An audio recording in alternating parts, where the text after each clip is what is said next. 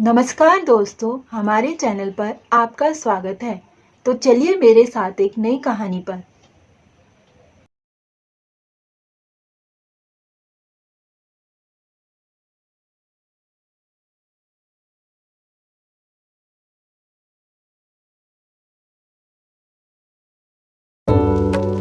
यह शहर दो देशों में विभाजित है। हाँ, इसमें दो झंडे, दो कानून, दो कर हैं और वह पागल है। यह शहर कहाँ है और कौन से देश है? तो आइए जानते हैं इस विचित्र शहर के बारे में। बेल्जियम के साथ जटिल सीमाओं के साथ बाले नसाउ नीदरलैंड का एक सुंदर शहर है। बेल्जियम के साथ बाले हटोंग के हिस्से बाले नसाउ के अंदर स्थित है, वास्तव में जटिल। ये शहर दो देशों में विभाजित है। हाँ, इसमें दो झंडे, दो कानून, दो कर हैं और वह पागल है। ये शहर कहाँ है और कौन सा देश है? तो आइए जानते हैं इस विचित्र शहर के बारे में। यह इतना अच्छा शहर है कि उन्होंने इसे 2 बार नाम दिया। दरअसल इस असामान्य समुदाय की कहानी, जो उत्तरी ब्रेबंट में और उसके पास डच बेल्जियम की सीमा को घेरती है, वास्तव में थोड़ी अधिक जटिल है। बारले नासाउ, बारले हर्टोग को विभाजित करने वाली सीमा रेखाएं इतनी जटिल हैं कि वे सदियों से रियल एस्टेट एजेंटों, कानूनी विद्वानों और नौकरशाहों की आंखों को पानी बना रही हैं।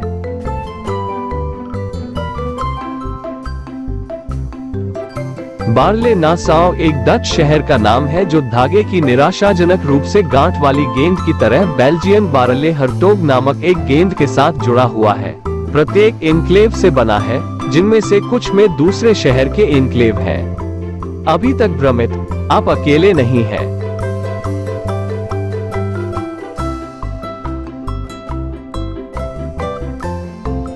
आगंतुकों को 2 सिटी हॉल, 2 पुलिस विभाग और 2 आयकर दरों के साथ साथ बॉर्डर मार्कर मिलेंगे, जो कई फुटपाथों पर चलते हैं और कुछ स्थानों पर व्यवसायों और यहाँ तक कि निजी आवासों के बीच से होकर गुजरते हैं।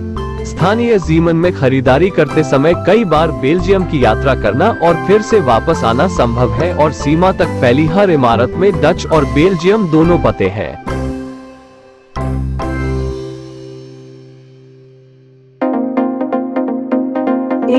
में बेल्जियम द्वारा नीदरलैंड से स्वतंत्रता की घोषणा के बाद गड़बड़ी को सुलझाने का प्रयास और भी जटिल हो गया। 1843 में हुआ। इसके परिणाम स्वरूप मास्ट्रिच्ट की संधि हुई, एक समझौता जिसने कम से कम मौजूदा सीमाओं को मजबूती से स्थापित किया। अधिकारियों ने आखिरकार 1990 के दशक में अंतिम एक का पता लगाया। कई वर्तमान नागरिकों के पास दोहरी नागरिकता है और ऐसा लगता है कि वहाँ सभी के साथ काफी अच्छा तालमेल है।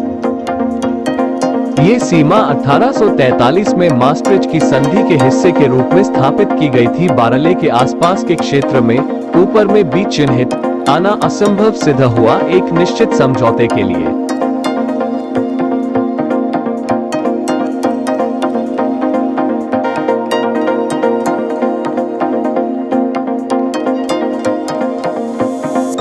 एक निश्चित सीमा के स्थान पर सीमा चौकियों के बीच 214 और 215 भूमि के 5732 पार्सलों में से प्रत्येक की राष्ट्रीयता निर्धारित की गई थी अलग से।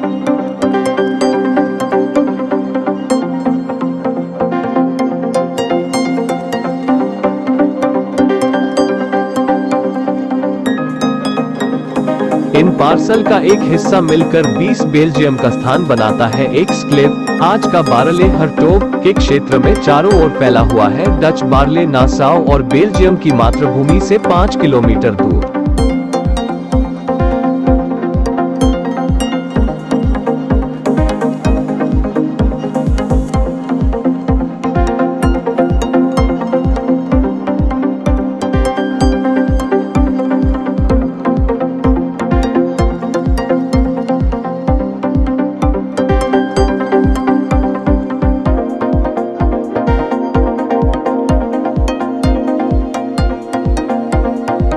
पुनरावंटन और भूमि सुधार के लोगों के लिए वहां बहुत अधिक नुकसान करना असंभव है, जैसा कि अन्य जगहों पर हुआ।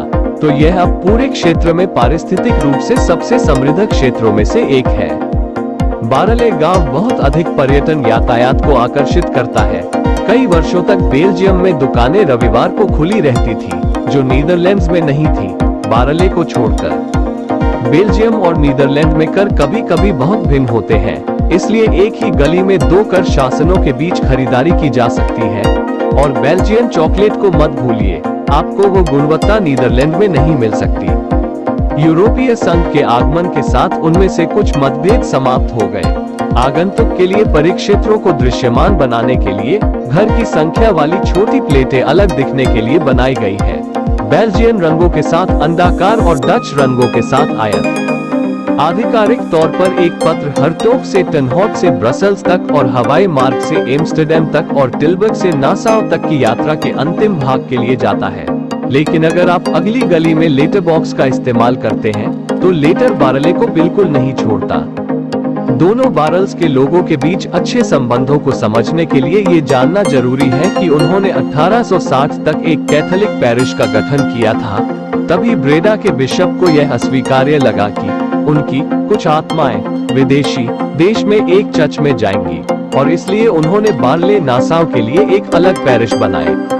दोनों समुदायों के बीच एक अन्य महत्वपूर्ण संबंध हीथलैंड्स का सामान्य उपयोग था, जैसा कि 1479 से प्रलेखित है।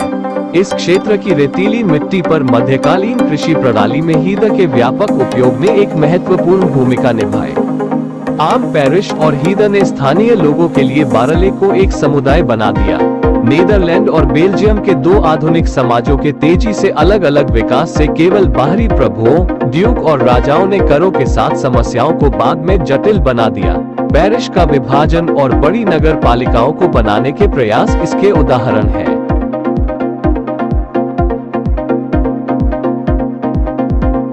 Belgium, this is Netherlands, and this is my gallery. इतिहास ने दो नगर पालिकाओं से बना एक क्षेत्र छोड़ दिया है, जिसका आकार अद्वितीय है, जो आंशिक रूप से नीदरलैंड और आंशिक रूप से बेल्जियम से संबंधित है। इससे पहले दोनों हिस्से पूर्व डची ऑफ ब्रेबेंट के थे, एक ऐसा क्षेत्र जो अब न्यू ब्रेबेंट के डच प्रांत, बार्ले नसाउ सहित और एटबर्ग के बेल्जियम प्रांतों जिसमें बार्ले हटोंग शामिल है, ब्लास्म बेबर्ड ब्रसेल्स में विभाजित है, और बेबेट बालन लोग इस स्थिति में से काफी सहज हैं, भले ही यह इतनी जटिल और कठिन समस्याएं खड़ी करती हैं कि सबसे शानदार न्यायविद भी हैरान रह जाते हैं।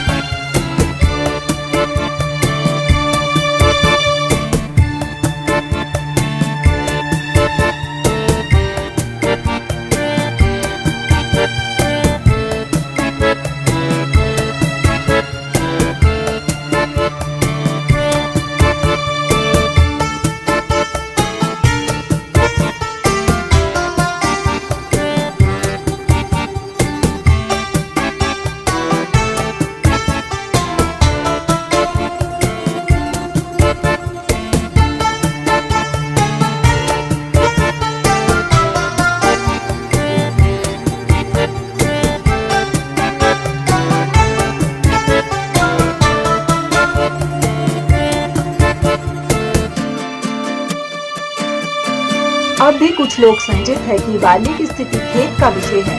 बार्ले के निवासी अन्यथा सोचते हैं, वे अपने विशेष माहौल को खोना नहीं चाहते हैं और वे बार्ले को रखना चाहते हैं जैसा कि अब है। ऐतिहासिक, भौगोलिक और राजनीतिक रूप से अजीबोगरीब गांव बार्ले नसाउ।